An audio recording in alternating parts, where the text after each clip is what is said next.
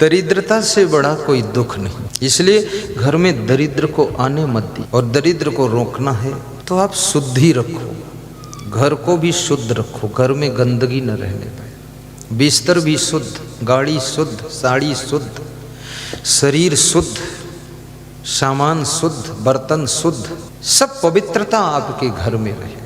क्योंकि लक्ष्मी पवित्रता में प्रवेश करती है, गंदगी से निकल जाती, बाहर हो जाती है। और दरिद्र जहाँ गंदगी होती है वहीं प्रवेश करता है। आप पवित्रता अपनाइए, देखिए आपके साथ साथ लक्ष्मी जी आगे पीछे दाएं बाएं चलेंगी, आपके घर में कभी दरिद्र नहीं आएगा।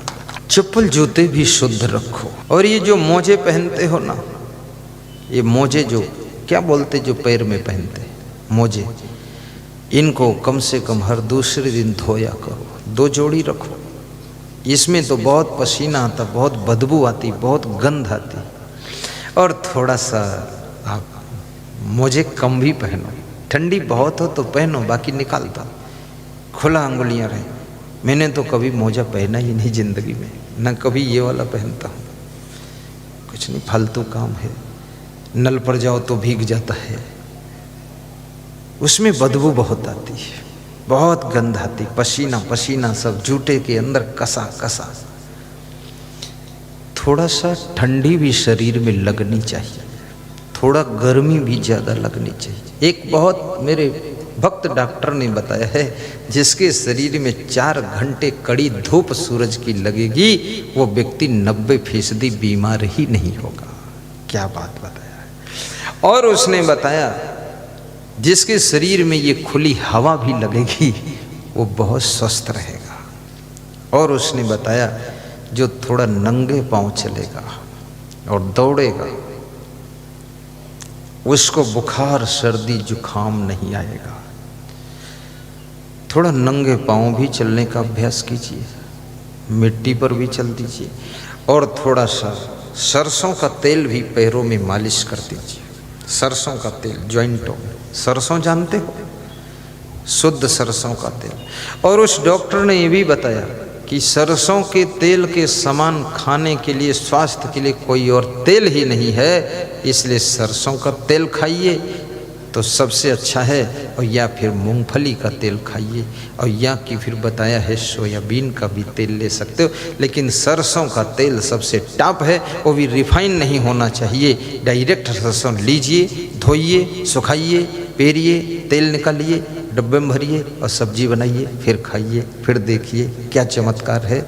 जो कुछ होने वाला है वो वर्णन नहीं हो सकता है। आपका शरीर ठीक रहेगा। और सरसों का तेल यदि नाभि में लगा लो स्नान के बाद, तब तो उसकी बहुत बड़े चमत्कार, केवल 3 बूंद। और घी यदि नाभि में लगा दो, गाय का घी, देसी घी नाभि में थोड़ा सा, बस उसका भी बहुत चमत्कार है। और नाभि से पूरा कनेक्शन है, आपका सिर दर्द भी ठीक हो जाएगा, बहुत फायदा होगा नाभि में लगाने से। लेकिन कान में सरसों का तेल नहीं डालना चाहिए, घी भी नहीं डालना चाहिए कान में। ये कान में तेल घी शक्कर नहीं डालना है। कान में पानी भी नहीं भरना चाहिए, कान में लकड़ी भी नहीं घुसेड़ना चाहिए। कितने लोग कान में लकड़ी घुसेड़ते हैं, अंदर का कचरा, पर्दा फट जाता है, फिर रुई लगाकर घूमते हैं, उसमें से मवाद निकलती रहती है। कान में रुई लगा दिया, फिर घूम रहे, कहते कान में दर्द है, लकड़ी घुसेड़ दिया। एक छोटी सी बात बचपन में मुझको किसी ने सुनाया था कि नाक में उंगली, कान में तिनका मत कर मत कर मत कर। और दांत का मंजन, आँख का अंजन नित कर नित कर नित कर। आँख का अंजन भी करिए। इसमें कितने लोग ऐसे जो आँख का अंजन करते हैं। अंजन जानते हो कि नहीं? अंजन ये इंजन नहीं, आँख में इंजन घुसेड़ देंगे। अंजन आता है नीम का अंजन, सुरमा ठंडा लगाया जाता है, कोई करता ही नहीं है। लेकिन आँख के ऊपर आप थोड़ा सा अंगुली में तेल या घी लगा करके ऐसे कर सकते हैं, पलके बंद करके। वो फायदा करेगा आपको आँख के ऊपर, लेकिन कान में नहीं। नाक में अगर तेल लगाते हैं आप, ये नाक में भरना नहीं है, खाली लगा देना हल्का, तो उससे नाक आपकी सूखेगी नहीं। और वहाँ नाभि में तेल लगाने से नाक नहीं सूखती है और ओंठें नहीं सूखती, नाभि में लगा दो आप, यहाँ से कनेक्शन वहाँ चला जाएगा। और नाक में थोड़ा तेल लगा देने से नाक के अंदर जो है, जो बैक्टीरिया है वो सब खत्म हो जाता है। तो आँख का अंजन नित्य करो। आँख में काजल पहले लगाया जाता था, अब तो काजल कोई महिलाएं बनाती भी नहीं और कोई लगाता भी नहीं है। वैसे काजल बहुत फायदेमंद होता था। आँख में काजल अभी भी बना बनाया काजल बिकता है, पर आपको संदेह भी रहता है पता नहीं कैसा काजल है, आँख फूट जाए तो क्या होगा, तो डर मारे भी नहीं लगाते हो। मैं भी नहीं लगाता हूँ डर मारे कि पता नहीं क्या डाल दिया हो। आजकल लोभी लोग सब में मिलावट करते, काजल में कुछ मिला दे अपनी आँख फूट जाए तो कौन जिम्मेदार है। तो इसलिए पड़ी रहने दो ऐसी। और बड़ी मज़े की बात, पशु पक्षी आँख में कुछ नहीं लगाते, उनकी आँखें बहुत अच्छी रहती। ये हमारे आपके जीवन का जो खान पान है, यूरिया, डीएपी और फास्फोरस, पोटास, इसके कारण जो है बहुत स्वास्थ्य में गड़बड़ियाँ होती हैं। यदि हम प्रकृति के जैसे चीज़ें हैं वैसी उनको ग्रहण करें तो स्वास्थ्य बहुत अच्छा रहेगा। तो श्री कृष्ण कहते हैं कि क्रोध मनुष्य के भाग्य को बिगाड़ता है। और कबीर साहब कहते हैं कि क्रोध श्रवण को काल है, क्रोध है जंजाल। ये क्रोध ही काल का रूप है। और चाणक्य ने कहा है कि क्रोधो वैवस्तो राजा, तृष्णा वैतरणी नदी, विद्या काम दुगा, धेनु संतोषो नंदनम वरम। चाणक्य नीति में चाणक्य कहते हैं कि क्रोध यमराज का रूप है। जैसे यमराज आता है तो वो भी मारता है, और क्रोध जब आता है तो ये भी मारता है। तो चाणक्य ने क्रोध को यमराज का स्थान दिया है कि क्रोध यमराज है। अगर यमराज को आपने नहीं देखा है तो क्रोध को देख लो, वही यमराज है। यमराज का दर्शन करना तो क्रोध का दर्शन करो। और ये क्रोध जब मनुष्य के अंदर आता है तो ये क्या करता है? यो न सन्नियच्छति बेगम उत्थितम क्रोधा हर्षयो सा श्रियो भाजनम राजन यश्च आपत स न मुह्यति। विदुर नीति में विदुर जी धृतराष्ट्र को समझा रहे हैं, जो मनुष्य के अंदर क्रोध उठता है और हर्ष होता है, दो बातें होती हैं। कभी तुम खुश भी बहुत होते हो, बहुत खुश हो जाते हो। जैसे तुम्हारा बेटा प्रथम स्थान में पास हो जाए, प्रथम श्रेणी में, तो बहुत खुश होते हो। फेल हो जाए तो दुखी होते हो।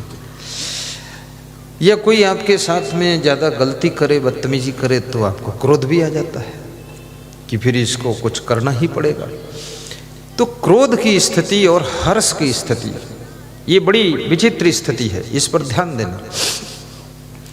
दोनों स्थितियों में तुम्हारा मानसिक बैलेंस टूट जाता है।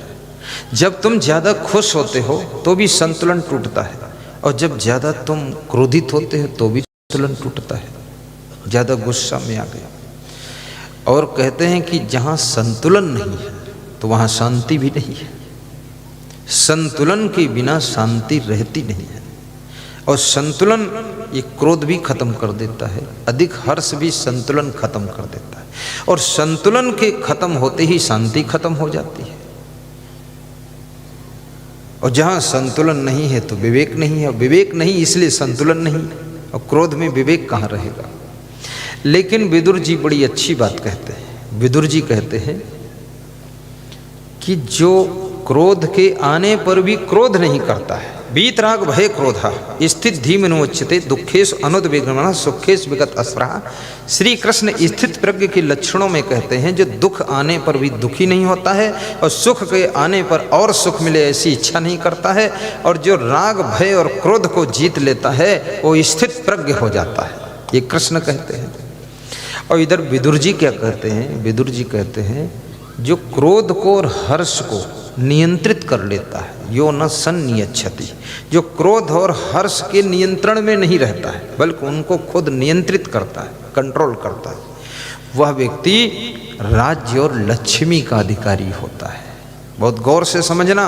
ये जो लोग नेतागिरी कर रहे हैं, राजनीति कर रहे हैं, इनको इस बात को ध्यान से समझना चाहिए कि पार्टी ने अगर आपको टिकट नहीं दिया है तो क्रोध मत कीजिए, फिर राज्य और लक्ष्मी के अधिकारी बनोगे।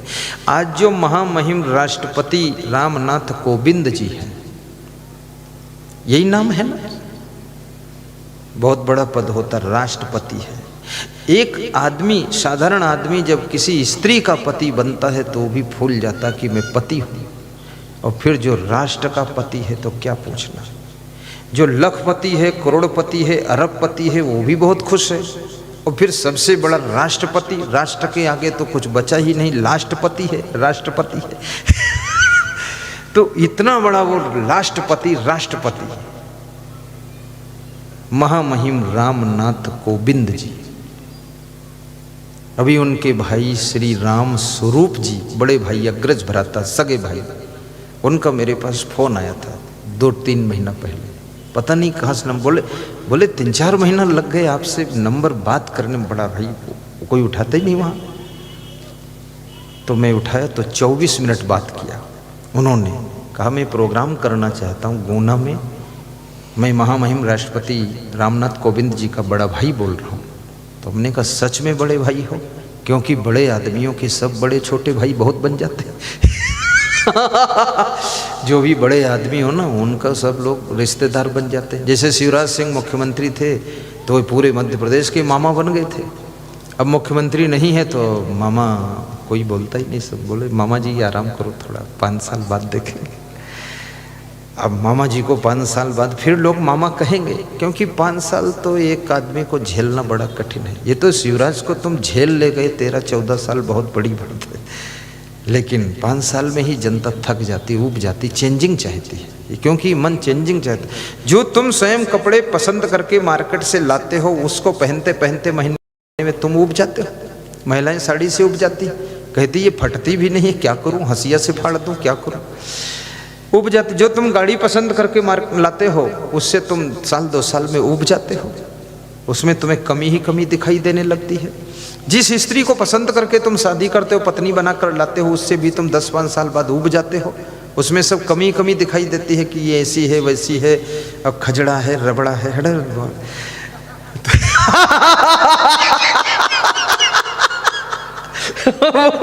वो हमारा बूढ़ा संत भी हंस रहा कि यही हाल है ये गुरुदेव। और धीरे धीरे जिस पति को पाने के लिए मन्नत करते हो, देवी देवता का सुमिरन करते हो, यही मेरा पति बने, उस पति के साथ में भी 10-15 साल बाद तुम ऊब जाती है महिलाएं। अरे ये तो छोड़ो। कहीं पति पत्नी बैठते हैं तो पत्नी पूरब तरफ मुंह करके बैठी, पति पश्चिम तरफ मुंह करके बैठा। मैं बोलता हूँ एक दूसरे के सामने मुंह क्यों नहीं करते? बोले बहुत मुंह कर लिया, सब खराब है, बेकार। तो ऊबने का स्वभाव तो ये मन का है, ये मन ऊबता बहुत है। हर रोज ये मन नया चाहता है, नया, न्यू होना चाहिए। हर रोज नई गाड़ी हो, नई साड़ी हो, हर रोज नया कपड़ा हो, हर रोज नई घड़ी हो, छड़ी हो, टीवी, बीवी, सब नया हो। ये कहाँ नया हो सकता है? ये पृथ्वी रोज नई नहीं हो सकती, ये सूरज रोज नया नहीं हो सकता है, हवाएं नई नहीं हो सकती। ये तो सब वही रहता है संसार में। लोग चेंजिंग बहुत चाहते हैं, परिवर्तन होना चाहिए, लेकिन ये सारा परिवर्तन, माँ बाप कैसे परिवर्तन करोगे उनको? तो वही रहेंगे आपके माँ बाप, वो नए कहाँ से हो जाएंगे? रोज रोज घर भी परिवर्तन नहीं कर सकते हो। तो मैं तो कहूँगा जो है उसमें परमानेंट अपने आप को एडजस्ट कीजिए और संतुष्ट कीजिए, आनंद लीजिए, उसमें सुखी हो जाइए। आप इतना ज़्यादा उबिए डूबिए मत, तो सुख मिलेगा। तो मैं क्या सुना रहा था आपको एक, हाँ, वो रामनाथ कोविंद की बात थी। ये रामनाथ कोविंद ये क्रोधी आदमी नहीं है। हमारा उनका 2 बार मिलन हुआ। भोपाल में जब उन्होंने सत्संग किया तो मुझे आमंत्रित कराया था। हालांकि मेरी उनकी पहचान पहले नहीं थी, लेकिन कहीं सुना होगा। बोले उनको बुलाओ, तो वहाँ मिले। दोबारा उन्होंने कहा था मेरे घर आना, तो मैं 1 साल बाद घर गया तो वहाँ मिले। तो रामनाथ कोविंद सांसद का टिकट मांग रहे थे, उनको नहीं दिया, पार्टी ने टिकट नहीं दिया, उनका नाम काट दिया। लेकिन वो क्रोधित नहीं हुए, वे शांत रहे, गम खा लिए, लगे रहे। और लगे रहे, बिना चुनाव लड़े, बिना कुछ भिड़े, बिना क्रोध किए अचानक राष्ट्रपति बन गए। सोचिए, ये गम खाने का रिजल्ट मिला है। अगर क्रोध करते तो ग्राफ गिर जाता। इसलिए राजनीति हो या समाज नीति हो और या कि आश्रम हो, वहां गम खाने वालों को ही अवसर मिलता है। अभी हमारे धर्माधिकारी को यहाँ माला पहना रहे थे कुछ लोग, उनको माला पहनाया महेश पटवारी साहब और ये पत्रकार श्री दुबे जी, पवन दुबे और श्री वीरेंद्र दुबे, 2-3 लोगों ने पहनाया माला। वो धर्माधिकारी थे हमारे। अब वो धर्माधिकारी बहुत गमखोर आदमी है। गमखोर मतलब सहनशील बहुत है, शांत बहुत है। तो मैं अपने संतों की टीम में उसको धर्माधिकारी का स्थान दिया। धर्माधिकारी का मतलब ही राष्ट्रपति होता है, वो राष्ट्रपति है हमारे आश्रम का। अब राष्ट्रपति उसको बना दिया, क्योंकि उसको कुछ नहीं बनाया था तो भी वो खुश था, और बना दिया तो भी खुश है। वो बड़ा अच्छा आदमी है। जो आदमी गम खा सकता है, सहनशीलता रख सकता है, वो बिजनेस में भी सफल होगा। अन्यथा बिजनेस में तुम ग्राहक से उलझोगे, झगड़ा मचाओगे कस्टमर से, तो तुम्हारा बिजनेस भी नहीं चलेगा। और उलझने की आदत हो गई तो घर में भी उलझते रहोगे, बाहर भी उलझते रहोगे, तो शांति कब पाओगे। इसलिए क्रोध सबन को काल है। क्रोधो वही वस्तु राजा।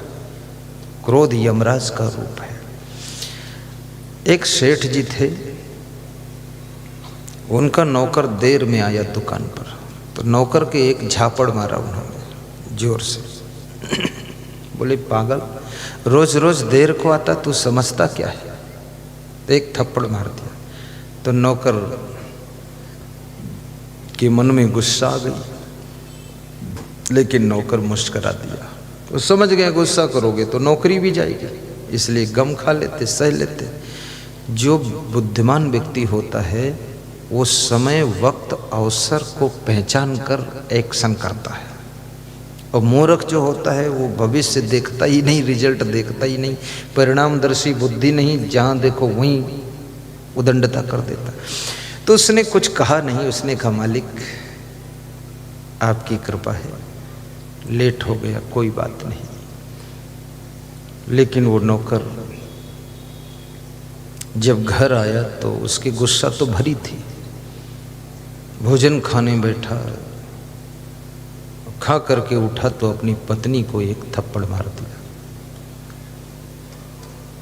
गुस्सा वहां की दुकान में थप्पड़ लगा, उसका बदला पत्नी से मिला। और पत्नियों को इसलिए सावधान रहना चाहिए, तुम्हारी गलती हो न हो पर आपको डांट फटकार भी मिल सकती है, और उस डांट फटकार को खाने के लिए तुमको तैयार भी रहना चाहिए, पहले से रेडी रहना चाहिए कि हमारे पति जी आ रहे हैं, कोई नया आइटम ला रहे हैं, तैयार हो। मिल सकती है, क्योंकि आप ही उनके खास हैं, आप ही उनके चीफ हैं, मुख्य हैं। तो आपके ऊपर ना अगर वो जोश उतारेंगे तो किसके ऊपर उतारेंगे। और उनका जोश तुम ही तो सह सकती, और कौन सहेगा, क्योंकि तुम धर्म पत्नी हो, तुम सह कर धर्म निभाती रहेगी। और इधर उधर जोश निकालेंगे तो गड़बड़ ज़्यादा होगा। इसलिए धर्म पत्नी को अपने पति की गुस्सा को भी सह लेना चाहिए।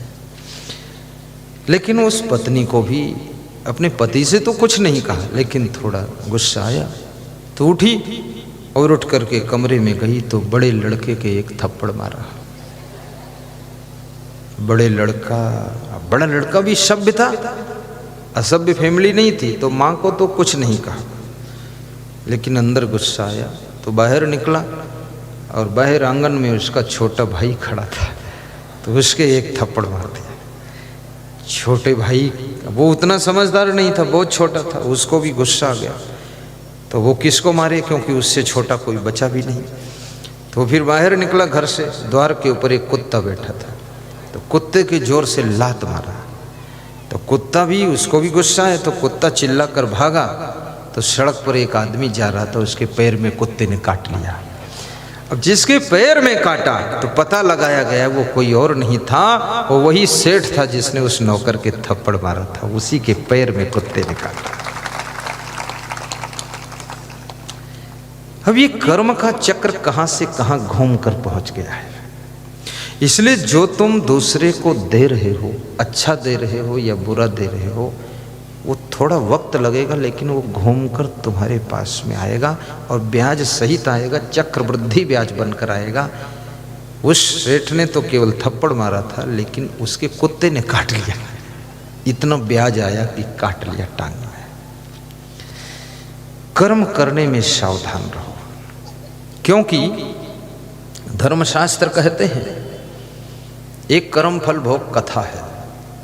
मैं उसको उत्तर प्रदेश में सुनाता हूँ, यहाँ कभी सुनाया नहीं है, क्योंकि उसमें मेहनत भी ज़्यादा पड़ती है। कथा तो अच्छी है और उस कथा को मैंने एक पुस्तक में लिख दिया है। पुस्तक कर्म फल भोग के नाम से छपी है, कर्म और भाग्य नाम है शायद, क्या है, मिल सकती। तो उसका क्या है, शीर्षक सुना देता हूँ, थोड़ा सैंपल सुना दो। बोलते क्यों नहीं? रमेश पालीवाल, रतलाम वाले खड़े हो ना, ये रतलाम से श्रोता है रमेश पालीवाल। देखो रतलाम सरसी गांव, राजा हनुमान, बहुत दूर से आए साहिब बंधु। भगवान के घर देर है, अंधेर नहीं है, अंधेर नहीं है। गाओ गाओ माताओं।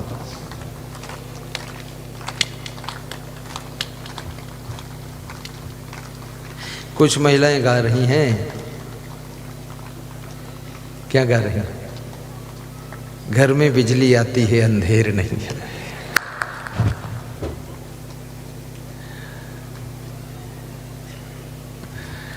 बिजली जब चली जाती है तो फिर देर नहीं है, बिजली के जाने में देर नहीं।